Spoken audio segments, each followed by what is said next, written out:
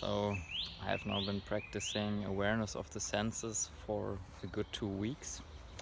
Since I shared the video last time, I've basically done it every day, almost all day.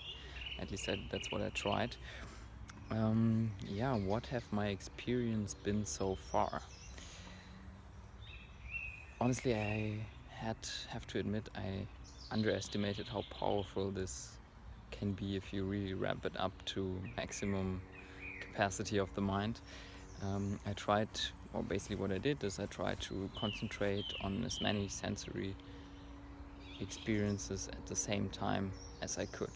So this, for example, is like I rest my awareness in my body. When I walk, I also feel and hear the sounds of my foot on the ground, and at the same time I try to hear the different sounds that I'm hearing. For example, hear the birds, and then the next layer is that I'm aware of my thoughts as well, because they are kind of like what you hear as well. Combined with an ALAT micro dose trip, which I had this week,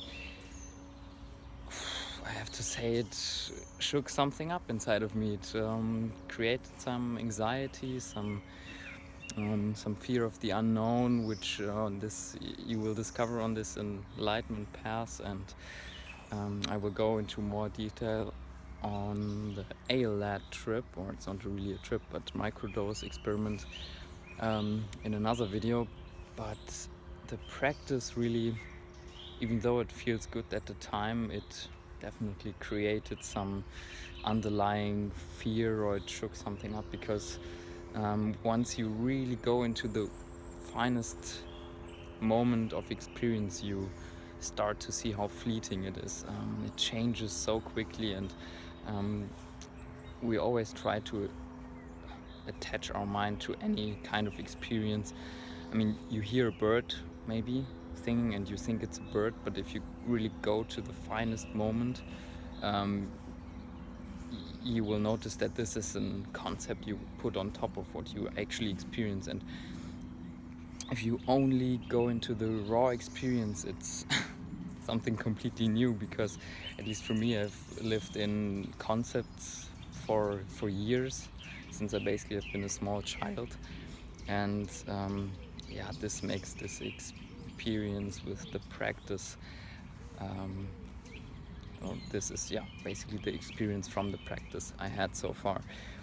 And it had some influence on my lucid dreaming. I didn't go into this exercise with that intention. I was thinking, I will do it anyways, without any intentions or without any hopes that it will influence my lucid dreaming. But I have to say, I just went lucid several times without any technique that I did, other than this all-day awareness, or awareness of the senses, and sometimes including the mantra of this is a dream, this is dreamlike, and noticing the dreamlike properties of reality. And this has increased my lucidity, so that's good as well. But I've also been reading lucid dreaming books at the same time, so no assurance that this is related to this exercise. So far, for the moment, I cannot think of anything else. It definitely has changed over time. That's also what I noticed. It's easier now to do this practice. The capacity to stay in the present moment for prolonged periods increases, and I can also focus on more different experiences. And interestingly, I've now detached awareness from a certain sensory input.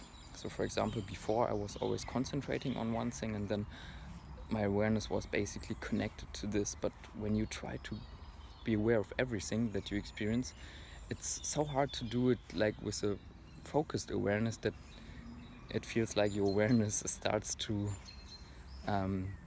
be above everything that you experience, and you can rest in that awareness and just let everything flow in and through you, basically, without having to reach out to pick up these different things which you want to be aware of.